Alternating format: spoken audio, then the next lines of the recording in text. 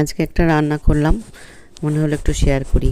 কিছু কিছু ওই ছোটো ছোটো চিকেন পড়েছিল, তার সাথে ডিম একটা নিয়ে, আর তাতে ওটাকে কী বলে জানো, চিলি ফ্লেক্স, তারপরে গোলমরিচের গুঁড়ো, তারপরে একটু আদা রসুন বাটা, তারপরে কর্নফ্লেক্স, তারপরে ভিনিগার, নুন মিষ্টি, এগুলো সমস্ত মিশিয়ে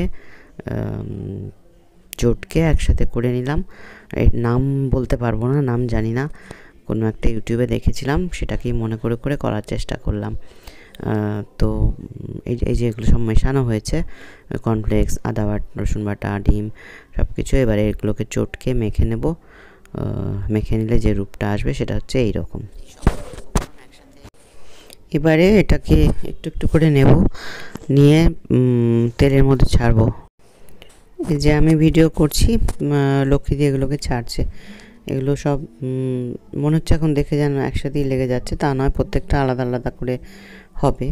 এই যে সব আলাদা আলাদা হয়ে গেছে।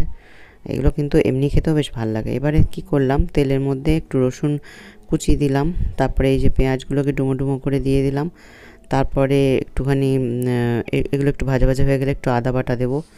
তারপরে আদা বাটা দেওয়ার পরে ওই ক্যাপসিকামগুলোকে দিয়ে নেড়ে চেড়ে ভালো করে ভেজে নেব। এই যে ভালো করে ভাজাভুজি করে নিচ্ছি। এটা হয়ে গেলে পরে তার মধ্যে একটু নুন দিলাম, মিষ্টি দিলাম, তারপরে এটাকে আবার একটু নাড়াচাড়া করব। লক্ষ্মী দিয়ে করছি, আমি এটাকে করছি আর কি। তো এটার মধ্যে ওই ওটাকে কী বলে, কাশ্মীরি লঙ্কার, আমি ঝাল লঙ্কা, শুকনো লঙ্কা আমি খাই না, কাশ্মীরি লঙ্কার গুঁড়োটা দিলাম। তারপরে দেবো হচ্ছে একটুখানি গোলমরিচের গুঁড়ো। তো এটার মধ্যেও একটুখানি চিলি ফ্লেক্স দিয়েছি। তো এগুলো দিয়ে আবার নাড়াচাড়া করে ভালো মতন মিশিয়ে নেব। তারপর হ্যাঁ, তার সাথে টমেটো সস দিলাম, দিয়ে তারপরে এটার সাথে আমি ওই যে ভেজে রাখা এগুলোকে মিশিয়ে দিলাম। মিশিয়ে ভালো করে নাড়াচাড়া করে তারপরে একটু কর্নফ্লাওয়ার গুলে নিলাম, গুলে নিয়ে জল দিয়ে গুলে নিলাম। তা আমি একটু দুধও দিয়েছিলাম অবশ্য। তারপরে এটাকে ঢেলে দিলাম।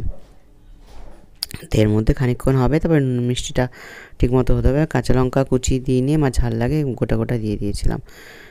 তো এটা হওয়ার পরে যখন একটু মানে শুকিয়ে শুকিয়ে এলো, তখন এটাকে নামিয়ে নিয়েছি। এই যে মোটামুটি একটুখানি লেগে লেগে গেছে। এটা হচ্ছে ফাইনাল লুক। তারপরে আমি একটুখানি ভাত ভাজা করে নিয়েছিলাম, সেটা দিয়ে খাওয়া।